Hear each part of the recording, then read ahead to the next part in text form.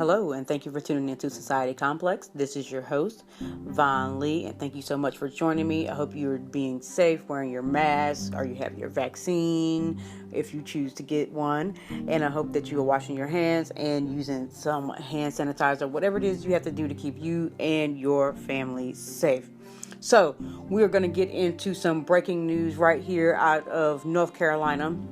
In Wake County, parents of a third grader, their daughter, they are claiming that their daughter was locked in a closet as a disciplinary action at a school up to 24 times. Now, they did sue Wake County Public School System, and the judge ruled in their favor in July. So Kevin and Jocelyn Pease are sharing their daughter's story. She's now 12, but this apparently happened when she was 8. When she was at the elementary school, Scotts Ridge Elementary School, she was locked in a closet up to 24 times. She was in a behavioral program for her learning disabilities. So what happened was basically, like I said, she had some behavioral issues. She was in a behavioral program for her learning disabilities. But what they did was when she started acting out, if that's what you want to call it, I guess, they were apparently locking her in a closet in the teacher's lounge. Now, the way they found out about this was one day a family friend was at the school to pick up their daughter, and so they saw the incident and actually recorded it on their cell phone. They recorded the daughter being restrained and carried out of a cafeteria. So this is when they found out later that she was taken to the closet in a teacher's lounge where the door was held shut from the outside. And this is according to her mother, Jocelyn. So that led them to finding out that their daughter had been shut up in that closet over a dozen times for what they call bad behavior for up to at least an hour and a half at a time. So imagine that 24 times for an hour and a half each time at 8 years old, right? Crazy, completely crazy. But apparently in North Carolina, state law allows you to restrain and seclude some students under certain circumstances, but a judge ruled that the school inappropriately did this in this specific case. And the judge also found that the school failed to inform the parents of the actions that they were taking with the child. And on top of that, they also failed to give a report to the state about what they were doing. So although they are pleased with this ruling, obviously, the parents, they now want to try to get the restraining and seclusion banned altogether at a federal level. Obviously, this is very, very tough. I know it would be tough for me as a parent to even imagine my child being locked up at a school where a teacher thought it was okay to lock them up in a closet. I can certainly make an understand a restraint if they are harming someone or something like that, but I don't know. I guess that's what we're doing here in North Carolina now, is locking children in closets. But anyway, so Wake County Public Schools, they released the following statement. They said the Wake County Public School System is unable to comment on individual student or staff member. We strongly disagree with the decision and the characterization of staff actions and programs. School district personnel will seek Wake County Public School System Board authority to appeal the decision. We consistently work to improve our comprehensive services and have great confidence in our programs and staff. So that was a statement that Wake County Public Schools released.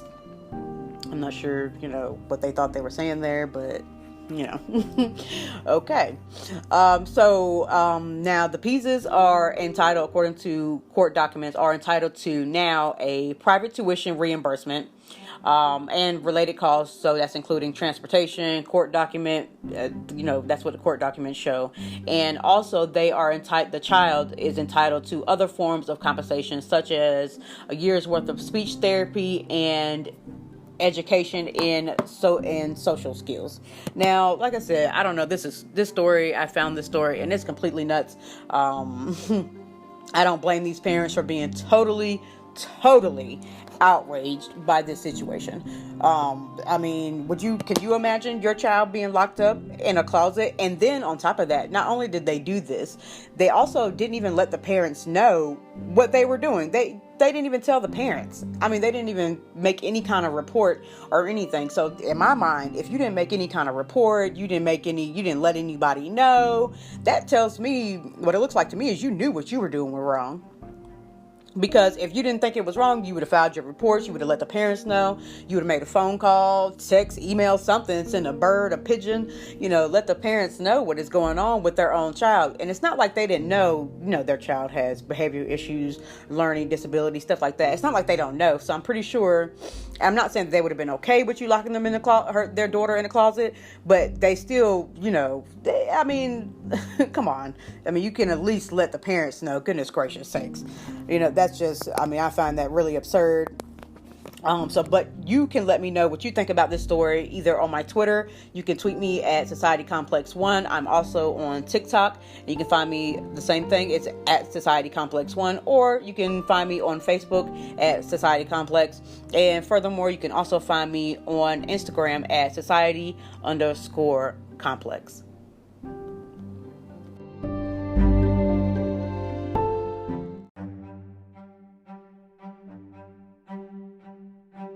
All right, so moving right along, out of New York City, the New York Police Department is searching for a woman who shot and killed another woman on a crowded, extremely busy street in broad daylight in Brooklyn. So they have surveillance video of the incident, and it was released by the police, and it shows a black woman in tights, a long sleeve shirt, casually approaching another woman. They seem to be talking, and she was in a group of people.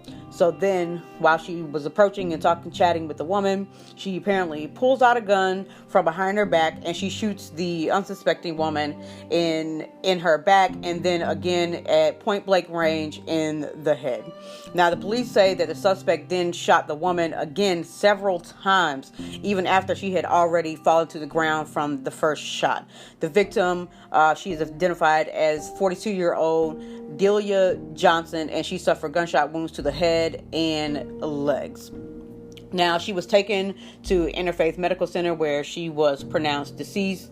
The shooting, it took place in the borough of Prospect Heights neighborhood around 9:30 p.m. on Wednesday. It caused the group to scatter very, very quickly. And the suspect immediately got into a white vehicle and fled the scene. Now, the police have not released the possible motive. They really don't know right now. But the crime, if you've been watching the news, crime is definitely on a rise in New York City, especially during the pandemic. According to reports from the New York Police Department data, there has been a 35.4 increase in murders in the last 2 years in New York City. And then also they concluded that in 2021, they were down about 2.4%, which is, it's really not much. But if you've ever been to New York or you're from New York, then you know how it goes there. But that is compared to last year, which is 2020. So shooting incidents, they have skyrocketed. So their gun violence is skyrocketing now. So it's about a 15.8 increase from 2020 to 2021. That is what the data shows according to the New York Police Department data that they release. It's a 100% increase over the past 2 years. Now, the mayor there, Bill de Blasio, said that in a briefing on Thursday that crime stats, he believes that they are gaining the upper hand on crime after a rough 2020 year. So he seems to think that, I guess, he is doing his job and that they're getting a handle on crime. But, obviously from this story, not so sure about that. But I guess we'll see. 2021 is not over. So I guess he's saying that this is it was a perfect storm of a situation that has happened and challenges that they are facing there in New York City, which they are. COVID is definitely running rampant in New York City. You got the things going on right now with the New York governor. Andrew Cuomo. So, they got a lot going down there in New York City. But if you have any information or anything like that, about this crime, you are certainly welcome to contact the New York Police Department Crime Stoppers Hotline, and you can find that number anywhere that you like. But if you don't have it, I'll give it to you now. It is 1-800-577-TIPS. So if that's what you want to do, you have any information, then you can go ahead and contact them and let them know.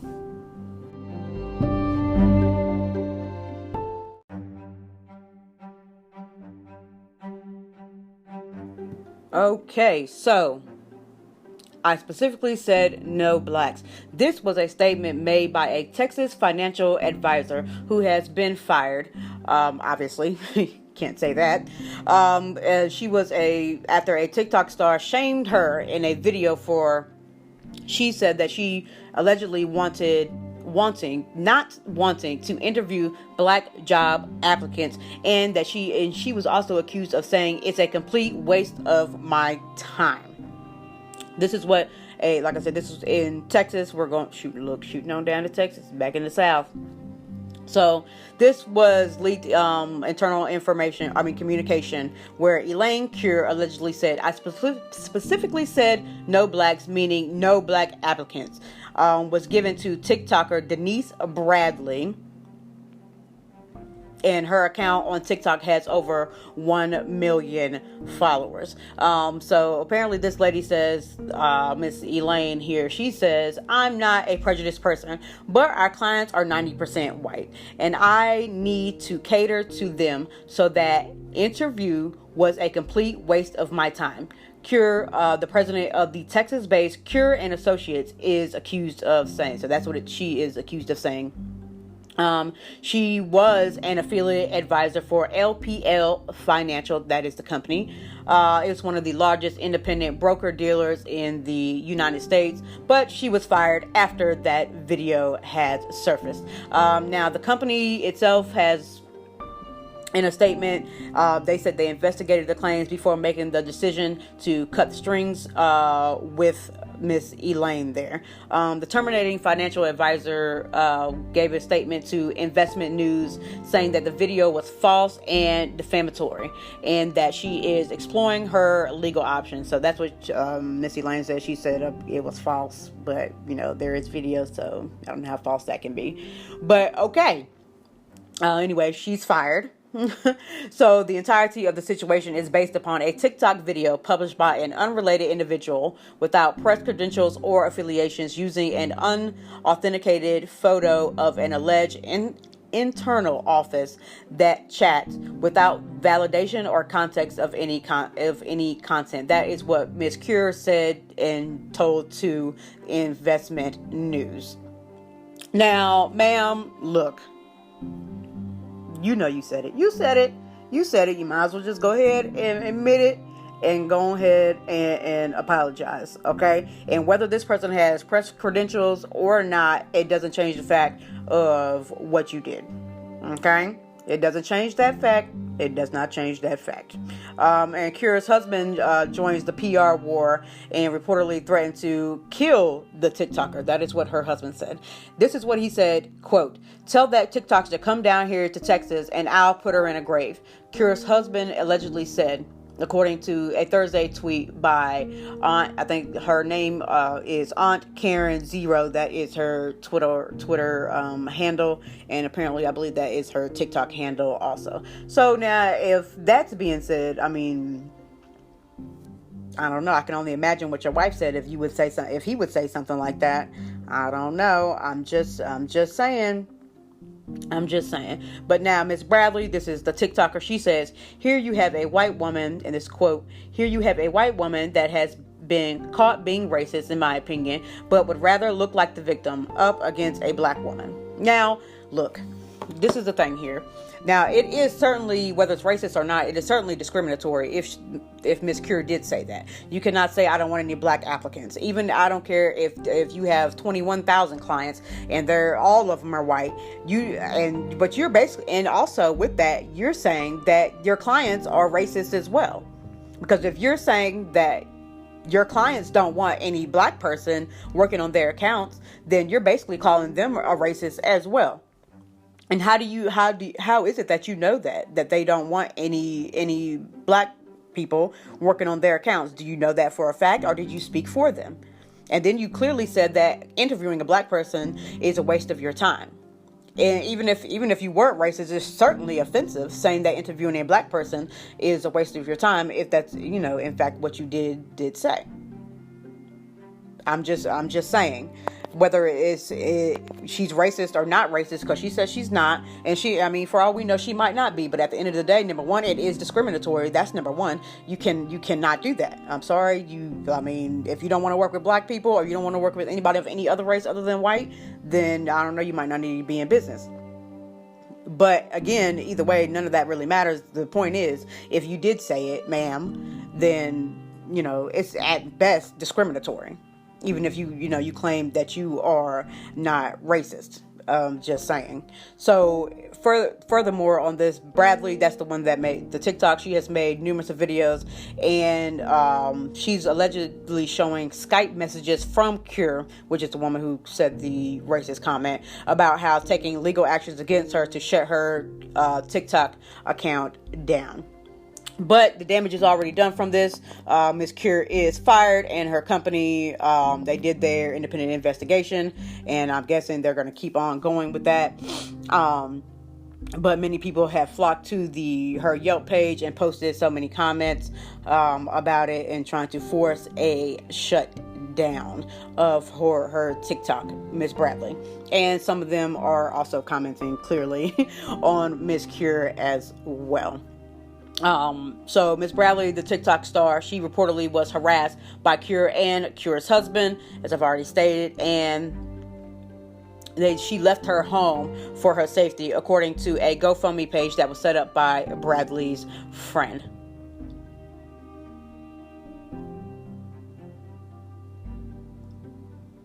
Now, they're saying that the company, saying that if the memos have turned out to be altered or fake, he said that Cure has a case against the person who published them, and the initial statement, which would be Miss Bradley, the TikToker, who made these claims. And obviously she would if that was the case. But I'm definitely going to follow this story, so I'm going to catch you up on it when more information comes to light.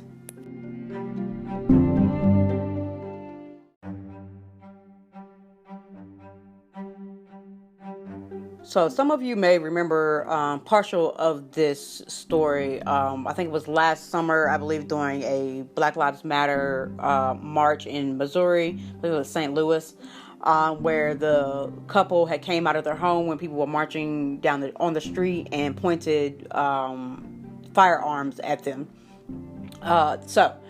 Missouri Governor Mike Parson, he announced on Tuesday that he had pardoned this couple. Their names are Mike and Patricia McCliskey. So the St. Louis couple, they were charged with waving guns at a group of Black Lives Matter protesters outside their home last year. When outside their home, they were actually on the street, just so there's a little more clarification. They weren't actually on their property or anything like that. So that was last year. Mark McCliskey, that's the husband, he was seen holding a semi-automatic rifle while his wife was holding a handgun. They were on their property, and this incident happened on June 28th, of 2020. So a group of protesters were passing by their house, according to the prosecutor, and the couple was filmed shouting, "Get out," to the crowd that was passing by on the street. There was no type of physical altercation or confrontations between them or the protesters or anything like that. There was no confrontation or anything. They just yelled that, and they were waving their guns at them, which is on video. You can look that up anywhere. But they did contend that they were protecting their property during this Black Lives Matter protest. So several prominent conservative leaders, including former President Donald Trump, he did defend the couple. If you watched the Republican National Convention, where The McCliskeys were guest speakers at that convention in 2020. So the grand jury had indicted the couple in October, and Persons told reporters that he would consider pardoning them at that time. That's what he said then. So obviously he clearly did that. So, but the couple did, however, plead guilty to misdemeanor assault and harassment charges in June. They did surrender their weapons, and Patricia, which is the wife, she was fined $2,000, while her husband was fined $750. Judge David Mason asked Mark, which is the husband again, Mr. Mark, if he acknowledged that his actions put people at risk, personal or personal injury. He did reply, "I sure did, Your Honor." That is what he said. So I'll say that again. When the judge, David Mason, asked Mark McCliskey if he acknowledged that his action put at risk other people at risk of personal injury, Mr. McCliskey replied, "I sure did, Your Honor." So Mark McCliskey, who announced in May that he was planning on running for U.S. Senate, told reporters when they were outside the courthouse, after their court things and everything, that he'd do it again. So this is, quote, "Anytime the mob approaches me, I'll do what I can to put them in imminent threat of physical injury, because that's what kept them from destroying my house and my family." This is what he said. Now, this is a couple of things about that. Number one, nobody was on his property. That is number one. They were in the street. And as I understand it, I believe this is partially like a private neighborhood, but not all the way as far as what I've seen. Now, another thing I will say, and you can agree with this, or you can not, and you can or not, but this is the truth. Now, Black Lives Matter and many other protests turned into riots or anything like that. Even what happened at the Capitol on January 6th, that turned from a peaceful, somewhat, march or protest at first, and then clearly that got violent as well. So now we do know that, and we saw this on TV, some of those Black Lives Matter protests did turn into damaging property. Now, I didn't hear of them damaging any homes or anybody's necessarily, I'll say, personal property, but now businesses and things like that, I believe in some parts of some states, they lit a police station on fire. I know a couple of cop cars. They broke into businesses and things like that. Now, obviously, these are not all things. I certainly don't condone that kind of thing. I don't care who it is. I don't condone what they did about waving a gun at them or anything like that. And I'm not saying that they were right or anything like that. But I do partially understand where it would, I don't want to say fear, but I partially understand that. But what I also think is that it has to go both ways. So like if I feel like I'm in fear or you feel like you're in fear, obviously you're going to do what you have to do to protect your home, your wife, kids, whatever, grandkids, whoever. And just like I'm pretty sure if the protesters felt like they were being threatened, I'm pretty sure they would act accordingly also. But from far as I know, I've been keeping up with this story. That specific protest that we're talking about here in Missouri, St. Louis, when this incident happened, they were actually peaceful. They were just walking down the street. So that is what I will say about that. So the couple and the governor, they didn't immediately provide any statements or anything about the pardons, but they are pardoned and the governor did pardon them. So again, you can let me know what you think about this story. You can let me know on Twitter. You can tweet me at Society Complex 1. You can find me on Instagram at Society_Complex. I'm also on Facebook at Society Complex, or you can type in at Society Complex 1 also. And you can also find me on TikTok, and that handle is at Society Complex 1.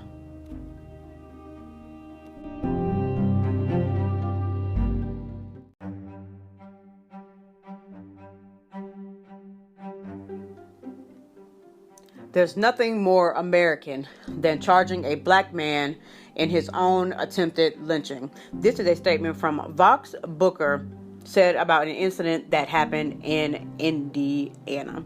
At a press conference on August 2nd, 2021 in Bloomington, Indiana, after a special prosecutor charged him with a felony assault and trespassing over a year after he was attacked. So, in Indiana, like I said, he was accused by two white men of attacking him last year. No, I'm sorry. He accused two white men of attacking him last year. And then he himself was charged in connection to the incident and is calling for the special prosecutor to resign from this case. Now, Vox Booker is a local activist there. He lives in Bloomington, Indiana, and he accused Sean Purdy and Jerry Edward Cox of assaulting him on July 4th, 2020. And this is while he and some of his friends were in a park. Some of you may remember this story. I believe I did report on this story, actually. But anyway, so he was in the park, and then him and his friends were in the park, and someone yelled out a racial slur, and then they also yelled for someone to go get a noose. Now, Purdy told the state investigators at the time of the dispute, after he had already told Booker and his friend that they were on private property, he claimed that Booker had punched him during this dispute. Now, Purdy and Cox, they were arrested, and Monroe County prosecutor had charged them with criminal confinement, intimidation, and battery. And these are all felonies. Now, soon after that, after charges were filed, the prosecutor there recused herself from the case, and the special prosecutor, Sonia Learcamp, then she took over. So at the time of the incident, the state investigators did release some report stating that they found evidence of multiple crimes by Purdy and Cox. So those were, again, the two white men.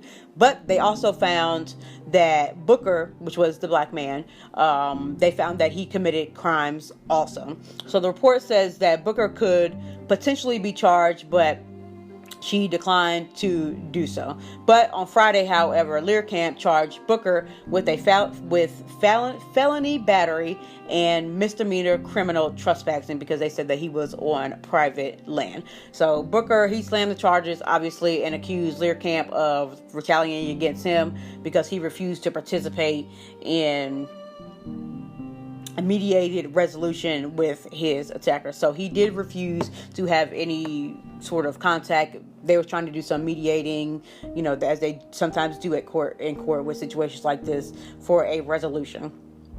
So at Monday on the press conference, Booker did explain how he was initially open to resolving the case, but he backed out of that once he was told that he would have to sign a confidentiality agreement and publicly forgive Purdy and Cox. So he said, no, I'm not doing that. And this is what he said: I'm not going to back down from this. I'm not going to just let these folks go on about their life like they didn't victimize me, he said. I'm going to stand up for myself. So Booker and his attorneys are calling for Learcamp to resign. So this is a crazy story in itself. Like I said, I did report on this before about this because I thought this story was really crazy.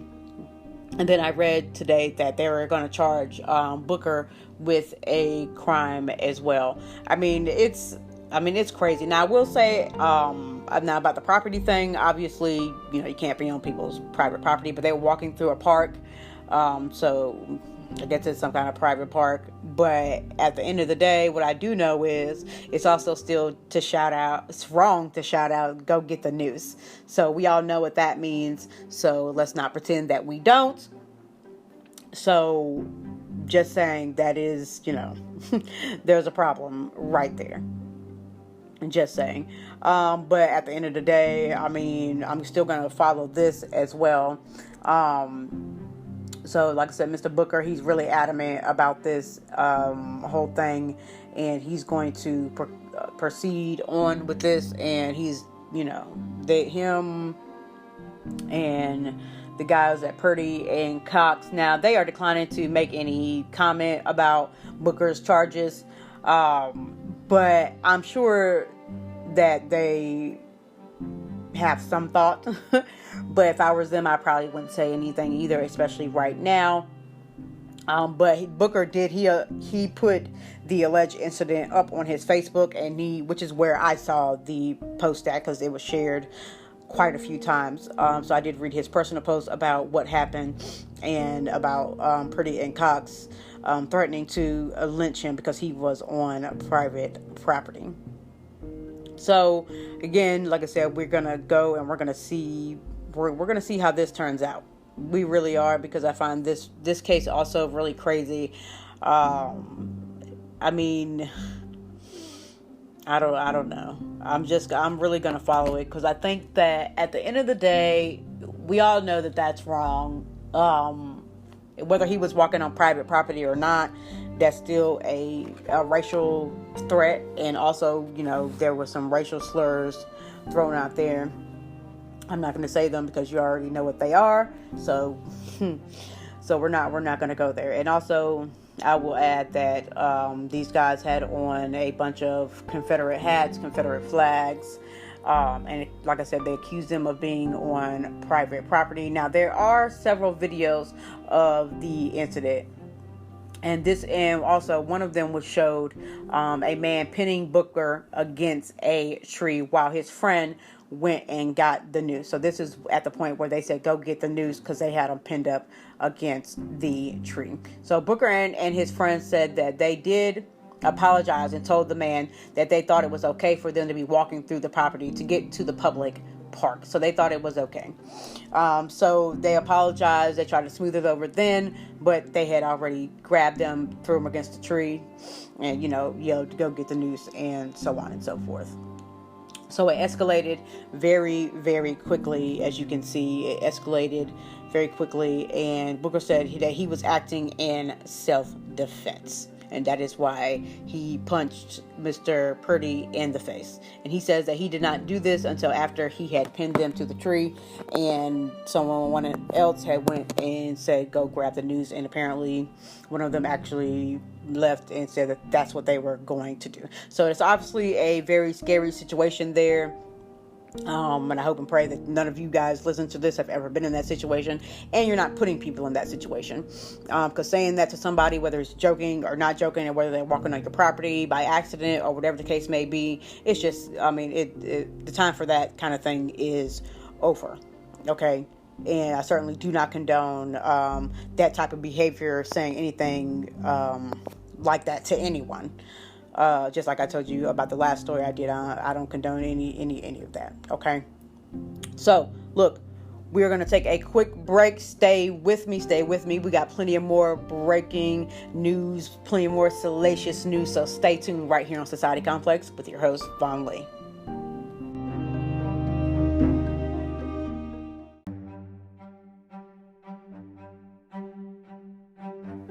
And we are back. Thank you so much for staying tuned.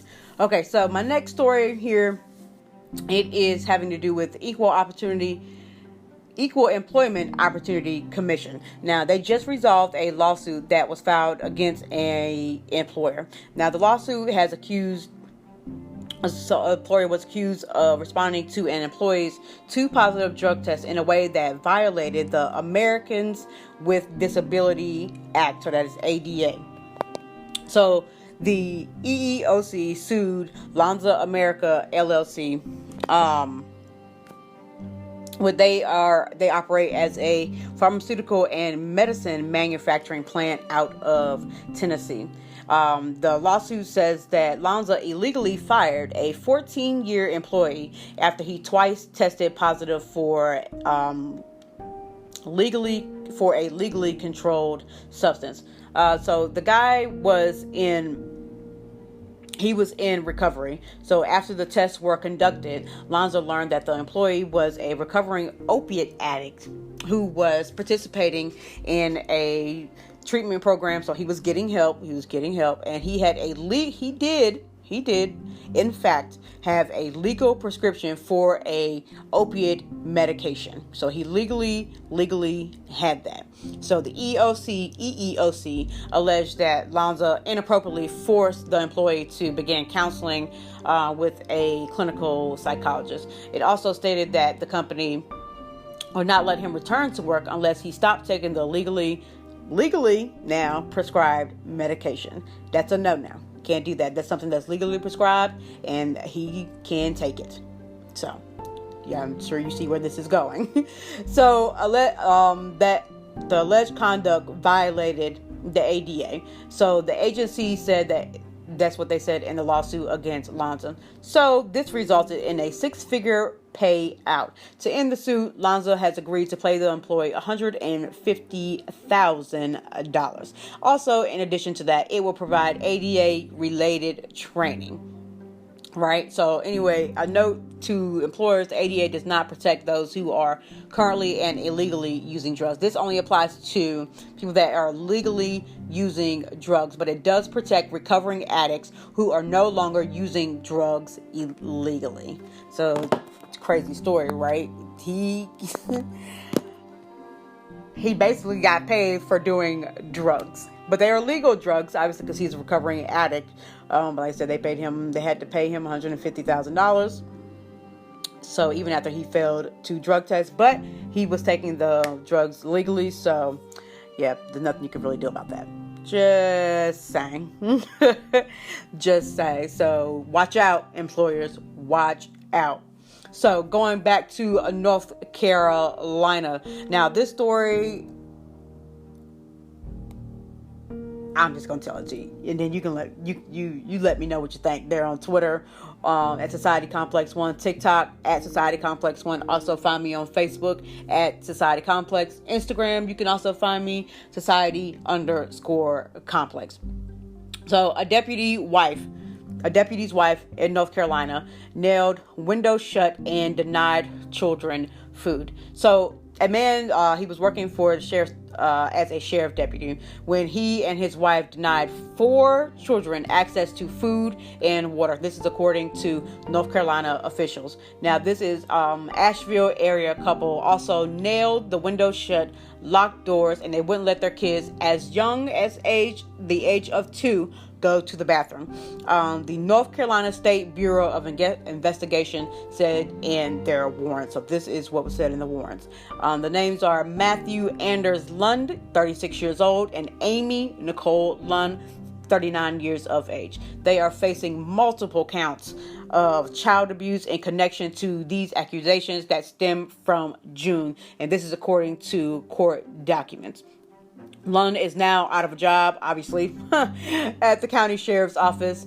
The department said as of July 23rd in their news release. The investigators did not list any attorney information for them, and Facebook user believed to be Amy Lund didn't immediately respond to McClatchy News request for a comment on the Wednesday. Now, in addition to the child abuse charges, this couple is also accused of leaving the children in the home and depriving them of food, water, bathroom, and whereby the juvenile could be adjudicated abuse and neglected.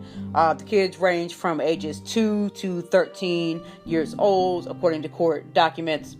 State officials and Buncombe County Sheriff's Office and District Attorney reached out on July 22nd with a request to investigate the case. So later on that day, Sheriff Quentin Miller in a news release said Matthew Lund's termination was effective immediately. And he said that he had been on the force since about 2013, according to his personnel file. But before that, he was fired from the nearby Hendersonville Police Department in 2012 after he had a confrontation which was officer related, but it was not a non-fatal shooting. So it sounded like this guy already had some problems as a police officer. So this is probably for the best, obviously, clearly. So anyway, the state continues to investigate him and his wife. They're, facing multiple charges of child abuse, delinquency of minors, and so on goes the list, obviously. According to more court documents, the list of the Lunds as the children's parents, and Amy Lund posted about foster care on social media, according to the Citizens Times. Wow. Arrest records don't list the couple as husband and wife. The two have been married since 2018, according to the newspaper. Officials said that the pair is about 10 miles roughly outside of Asheville, North Carolina. So, look, they know better than that. And you're a sheriff too, sir. You're a sheriff. You definitely knew better than that. I don't care if you were involved or not. You're saying that your wife is just doing it. Sir. You're involved too. So do not even try that. Do not try that, sir. Okay? So I hope, they get this case resolved. I'm definitely going to be keeping up with this one as well. I'm going to let you know what goes on here in Asheville. And we are certainly going to keep our eye on this case, because you know what you did is wrong. You denied 4 children access to food, water, and a bathroom, and then you want to lock windows and doors. Now y'all know y'all not right. And I said, and he's part of the law enforcement community. Now you know you're not right, sir. Okay, you know you're not right. You need to get yourself together, and hopefully some time in jail might do it for you. Okay.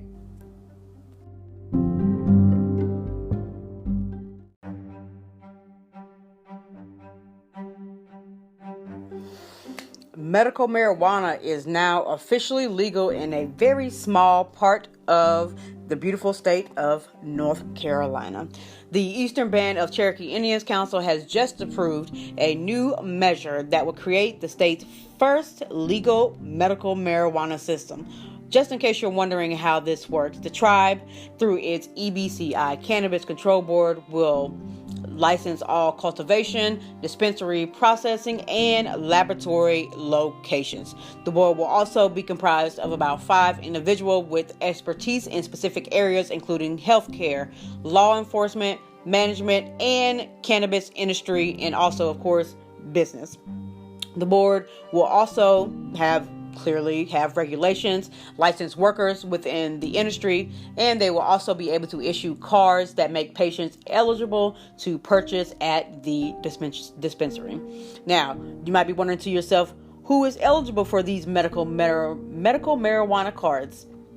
Medically qualified patients over the age of 21 years old, both non-enrolled individuals and enrolled individuals it will include, and you will be able to apply and receive a medical marijuana card from the EBCI Cannabis Control Board. Now, where can you purchase this cannabis from? A licensed dispensary will be developed in Cherokee.